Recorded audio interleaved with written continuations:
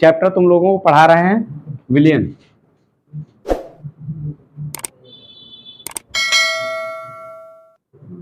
यानी सॉल्यूशन। इसमें टॉपिक अभी तक तुम्हें परासरण दाब बताया है, फिर तुम्हें कल बताया था हमने समपरासरी विलियन और अतिपरासरी विलियन और अल्परासरी विलियन। आज तुमको बता रहे हैं हम राउल्ट का नियम। किसका नियम? राउल्ट का नियम। देखिए ज्यादा समय ना देते हुए समझिए इसको ध्यान से। राउल्ट का नियम क्या? सन 1877 की बात है बेटा। तो इसमें राउल्ट ने एक नियम प्रतिपादित किया। तो इसमें इन्होंने बताया क्या कि वाष्प दाब अगर है, वाष्प दाब का जो आपेक्षिक अवनमन होगा, क्या बोला इन्होंने?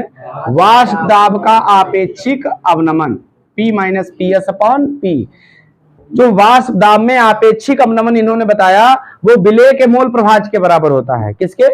विलेय के मोल प्रभाज के बराबर होता है। विलेय का मोल प्रभाज होता है बेटा Na upon Na plus Na। यही तो बताया तुम्हें। तो देखो P क्या है? जहां P है शुद्ध विलायक का वाष्प दाब। क्या है? शुद्ध विलायक का वाष्प दाब। बेटा PS क्या है? अवाष्पशील विलेय मिलाने पर, जब आपने अवाष्पशील विलायक में विलेय घोला तो जो विलयन बना वो विलयन का वाष्प दाब। क्या बन गया? विलयन का वाष्प दाब। विलयन का वाष्प दाब, ये विलयन का वाष्प दाब हुआ जब विलेय पदार्थ इसमें घोला शुद्ध विलायक में। अवाष्पशील विलेय पदार्थ, कौन सा पदार्थ?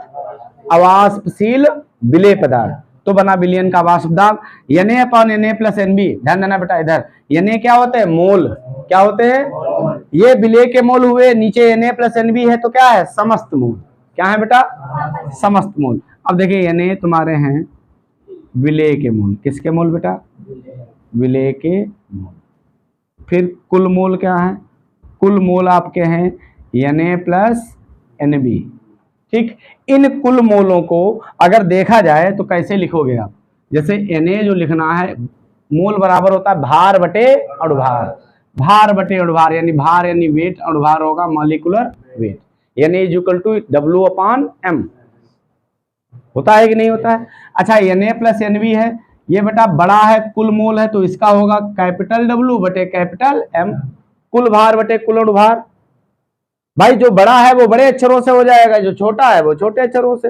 ये दोनों मान हम इस सूत्र में रख दें तो क्या बनेगा बताओ? राउल्ट के नियम से। राउल्ट के नियम से क्या बनेगा बेटा? राउल्ट का नियम। अब देखो क्या लिखा है? P minus PS upon P बराबर Na की जगह पे क्या होगा? W upon M। अब Na प्लस Nb का मान क्या है? W बटे M। तो यहाँ पे लिख दो कैपिटल W बटे कैपिटल M। ये कैपिटल M कहाँ पहुंचेगा? ऊपर। तो सूत्र बन जाएगा P minus PS upon P small w into capital M upon small m into capital W। ये हो गया राउल्ट के नियम का सूत्र। याद रखने का तरीका आप ध्यान रखो। जैसे P minus PS upon P लिखा, ये वाष्प दाब में आपेक्षिक अवनमन है। क्या है? वाष्प दाब में आपेक्षिक अवनमन। आपेक्षिक मतलब अनुपातिक अवनमन। अब यहाँ पे समझना, तो तुमने यहाँ पे लिखा मोल। मोल बराबर क्या होता है? मोल बराबर बोलो बेटा क्या होता है? भार बटे अणुभार। भार बटे अणुभार। अच्छा भार होगा वेट, वेट को किससे लिखोगे? W से। अणुभार को मॉलिक्यूलर वेट किससे लिखोगे? M से। तो बेटा भार बटे अणुभार कर लिया। अब क्या कर दिया? दोबारा में इसको पलट के लिख दिया। दोबारा में पलट के कैसे लिखा? कैपिटल लेटर्स में। अब देखो स्मॉल m ऊपर लिखोगे तो क्या लिखोगे? Capital M। स्मॉल w नीचे लिखोगे तो क्या लिखोगे? Capital W। ये सूत्र बन गया। सूत्र क्या बना बताओ? P minus PS upon P बराबर स्मॉल w बटे small m into capital M बटे कैपिटल W। बन गया सूत्र। क्या फार्मूला सबको समझ में आया? राउल्ट का नियम क्या है? अच्छा बताओ। वाष्प दाब में आपेक्षिक अवनमन, इसको क्या बोला हमने? वाष्प दाब में आपेक्षिक अवनमन। अब ये क्या है? विलेय का मोल प्रभाज। क्या है बेटा? विलेय का मोल प्रभाज। तो क्या डिफिनेशन बताइए बताओ? वाष्प दाब में आपेक्षिक अवनमन। क्या बोला? वाष्प दाब में आपेक्षिक अवनमन विलेय के मोल प्रभाज के बराबर होता है। क्या बोला? वाष्प दाब में आपेक्षिक अवनमन विलेय के मोल प्रभाज के बराबर होता है।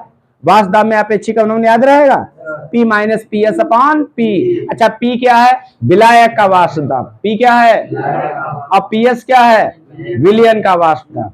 अब Na अपान NB ये क्या है, विलेय का मोल प्रभाज। अच्छा Na जो विलेय का मोल प्रभाज, विलेय के मोल को छोटे अक्षरों से लिखोगे, भार बटे अणुभार, स्मॉल W बटे स्मॉल m।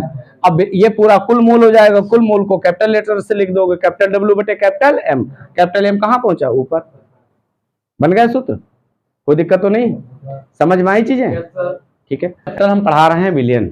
विलयन में आपको समझाया हमने राउल्ट का नियम। राउल्ट का नियम आपको समझाने के बाद राउल्ट के नियम का सूत्र कल बताया था, ठीक है। अब आज आपको न्यूमेरिकल बताते हैं, ठीक है, राउल्ट के नियम के न्यूमेरिकल। देखिए ध्यान से बेटा, सोल्यूशन समझना।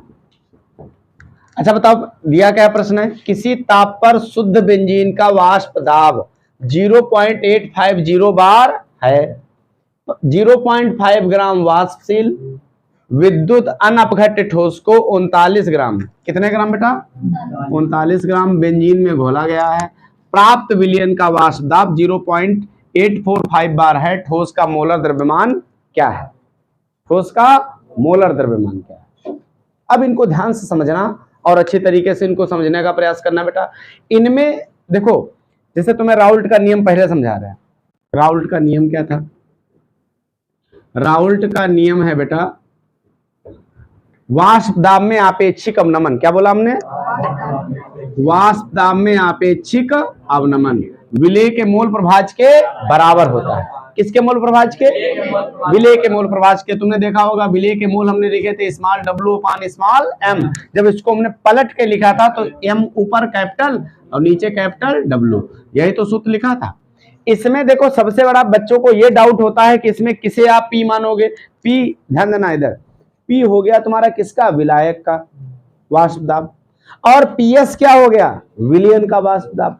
तो बेटा P उसे मानना, ध्यान रखना बेटा, P उसे मानना जो इनमें से दाब वाष्प दाब बड़ा हो, और PS कौन होगा, जो छोटा हो। अब देखो इधर ये होता है तुम्हारा, ध्यान देना, विलायक का वाष्प दाब, किसका, विलायक का। अब ये किसका होता है, विलयन का। जब विलायक में कोई विलेय पदार्थ घोलोगे तो यहाँ पे समझना। अच्छा शुद्ध बेंजीन का ये लिखा है, तो ये हो गया तुम्हारा P, क्या हो गया बेटा, P। फिर देखो इधर, जब इसमें हमने बेंजीन में कुछ घोल दिया, ये घोल दिया वाष्पशील पदार्थ, क्या घोल दिया बेटा, वाष्पशील पदार्थ जब इसमें घोल दिया तो क्या प्राप्त हो गया, विलयन। तो विलयन का वाष्प दाब क्या लिखा है, 0.85। क्या समझ गए, ये किसका है बेटा, विलायक का वाष्प दाब, किसका है, अब वो भी कौन से विलायक का, शुद्ध विलायक का, शुद्ध विलायक का वाष्प दाब। और ये किसका है बेटा, विलयन का वाष्प दाब, किसका। अब देखिए ध्यान से, अच्छा शुद्ध ये P दिया है, ये विलायक का कितना दिया है बताओ, 0.850 बार, ठीक। अच्छा ये शुद्ध विलायक का हो गया, शुद्ध विलायक का वाष्प दाब, ध्यान देना यहाँ पे। अब ये जो दिया है तुमको 0.845 बार, ये किसका दिया है बेटा, विलयन का। अब हम लोग लिखेंगे विलयन का वाष्प दाब, क्या लिखेंगे बेटा, विलयन का वाष्प दाब। तो विलयन के वाष्प दाब को लिखते हैं किससे, PS से। Yes for solution, solution pressure हो गया। अब यहाँ पे ध्यान देना कितना दिया बताओ, 0.845 बार, ठीक। तो शुद्ध विलायक का और शुद्ध विलयन का निकल आया। अच्छा आप देखो तुमको दो पदार्थ दिए गए हैं, एक पदार्थ कितना दिया बताओ, वाष्पशील, बोर्ड तरफ देखना, वाष्पशील विद्युत अनअपघट्य पदार्थ, कौन सा पदार्थ, अनअपघट्य पदार्थ। ये कितना दिया है बोलो, अनअपघट्य ठोस दिया है। अनअपघट्य ठोस कितना दिया है, 0.5 ग्राम। कितने ग्राम बेंजीन में घुला है, 39 ग्राम, यानी बेंजीन अलग कर लो। बेंजीन कितने ग्राम है, 39 ग्राम। बेंजीन का बेटा सूत्र होता है C6H6, C6H6। अच्छा बेटा ये बताओ वजन में कम कौन है इनमें, 0.5 कम है। जो वजन में छोटा हो वो छोटा W, भाई वजन को डिबेट ही तो W से ही तो लिखोगे। जो बड़ा हो वो बड़ा W। क्या इतनी बात समझ में आई, जो वजन में छोटा है वो छोटा W है, जो बड़ा है वो बड़ा डब्लू है। अच्छा, इसका इसी ठोस का बेटा लिखा है ठोस का मोलर द्रव्यमान यानी स्मॉल m। तो ठोस का मोलर द्रव्यमान निकालना है। ठोस का मोलर द्रव्यमान क्या निकालना है बेटा? मोलर द्रव्यमान यानी निकालना है स्मॉल m बराबर क्वेश्चन मार्क। ठीक, अब इधर बेंजीन का मोलर द्रव्यमान निकालेंगे। इसके मोलर द्रव्यमान को कैपिटल M लिखेंगे। निकालिए, बेंजीन का मोलर द्रव्यमान निकालोगे तो C6H6 का क्या निकालोगे? अणुभार। अच्छा बताओ, एक C का भार कितना होता है बेटा? 12। एक C का 12, 6 C का 72, H का 1, 6 H का 6, तो 72 6 कितना हो गया? 78। अब बताओ ये लाइनें समझ में आई? आप क्वेश्चन पढ़ना, जो आपको बेटा विलायक का वाष्प दाब दिया हो उसको P से लिख लेना, फिर विलयन का वाष्प दाब क्या हो जाएगा? PS। फिर दो वजन दिए होंगे, उनमें जो छोटा हो वो स्मॉल W, जो बड़ा हो वो कैपिटल W। अब देखो इसी का मोलर द्रव्यमान पूछा था तो इसमें दिया तो था नहीं इन्होंने, तो स्मॉल m हमको निकालना है और इसी का हमने निकाला कैपिटल M। अणुभार को लिखते हैं मॉलिक्यूलर वेट यानी कैपिटल M निकालना है, तो 78 हो गया। अब लगा दें राउल्ट का नियम। किसका नियम बेटा? राउल्ट का नियम। अब ध्यान देना यहाँ पे, राउल्ट के नियम से यहाँ पे लिखे दे रहे थे, राउल्ट के नियम से। अच्छा, क्या नियम होता है? वाष्प दाब में आपेक्षिक अवनमन विलेय के मोल प्रभाज के बराबर होता है। स्मॉल m जब ऊपर जाएगा तो क्या हो जाएगा? कैपिटल M बटे कैपिटल W। वैल्यू रख दो सबकी। P की वैल्यू बताओ कितनी है? 0.850 माइनस PS की वैल्यू 0.845 अपॉन में P की वैल्यू 850 बराबर स्मॉल W कितना दिया है? स्मॉल W 0.5, स्मॉल m पता नहीं, ऐसे रखो, इनटू कैपिटल M 78 और कैपिटल W 39। अच्छा, 39 से 39, 39 दूना 78, 40 दूना 80, 39 दूना 78। अब देखिए 850 से 845 घटा लो बेटा, कितना बचेगा? 5। 850 से 845 घटाओगे 5 ही तो बचेगा। बट यहाँ पे देखिए कितने अंक बाद दशमलव है? 1 2 3, तो 3 अंक बाद दशमलव है बेटा। 0.005 अपान में क्या है बताओ? 0.850 बराबर 5 की गुणा किससे करोगे? 2 से। 5 दूनी कितना हुआ? 10। 1 अंक बाद दशमलव तो 1.0 और बटे में स्मॉल m। क्या इतना समझ में आया? क्यों बेटा? भाई 5 दूनी कितना हुआ? 10। 1 अंक बाद दशमलव तो 1 अंक बाद क्या लगा दिया? दशमलव। अब इसे हल कर देते हैं बेटा। 3 अंक बाद नीचे है और 3 अंक बाद ऊपर, दशमलव से दशमलव कट गया।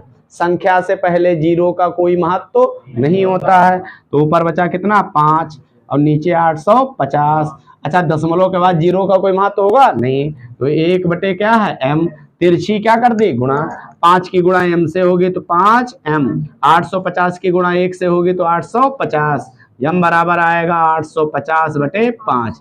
5 से भाग लगा दें, 5 एकन 5 बचे 3, 5 सत्ते 35 और 0, यानी m का मान आया 150 ग्राम प्रति मोल।